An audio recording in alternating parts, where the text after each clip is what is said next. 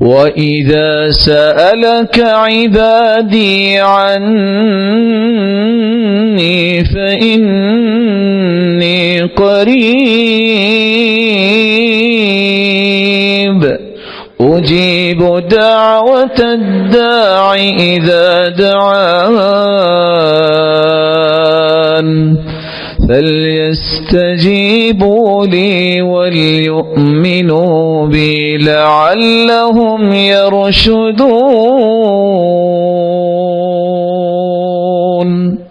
اے میرے محبوب، جب میرے بندے تم سے دریافت کریں میرے بارے میں تو کہنا وہ بہت قریب ہے، اس کا علم، اس کی قدرت، اس کی رحمت دنیا کے ہر ذرے میں موجود ہے۔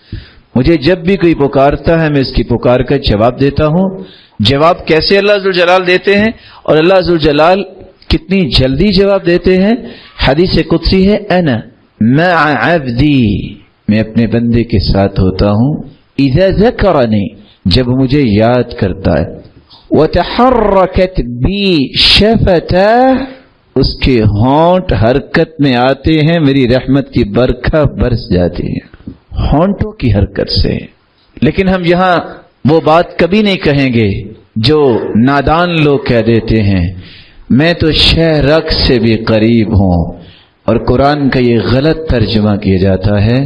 شہ رگ سے اللہ کی ذات کو قریب سمجھنا یہ درست نہیں ہے۔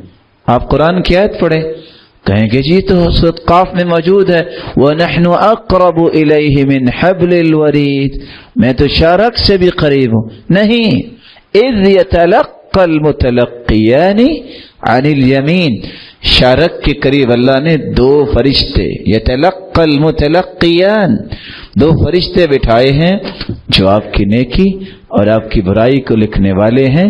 یہاں یہ کہنا کہ اللہ ذوالجلال کی ذات شارک سے قریب ہے، یہ بہت بڑا ظلم ہے۔ اللہ کی ذات عرش پر مستوی ہے۔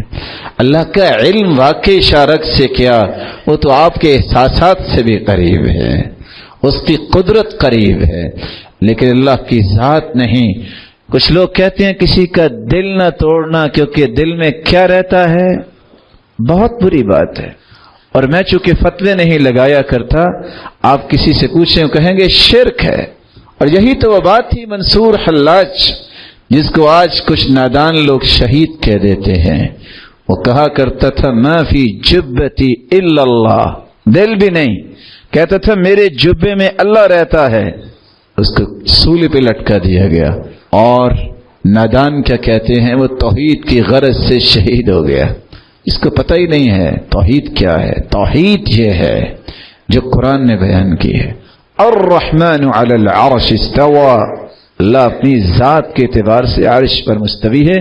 مومن کا نظریہ وہ ہوتا ہے جس کا قرآن میں تذکرہ ہو، جس کا حدیث میں تذکرہ ہو، تیسری چیز میں تو انسان کا نظریہ ہوتا ہی نہیں ہے۔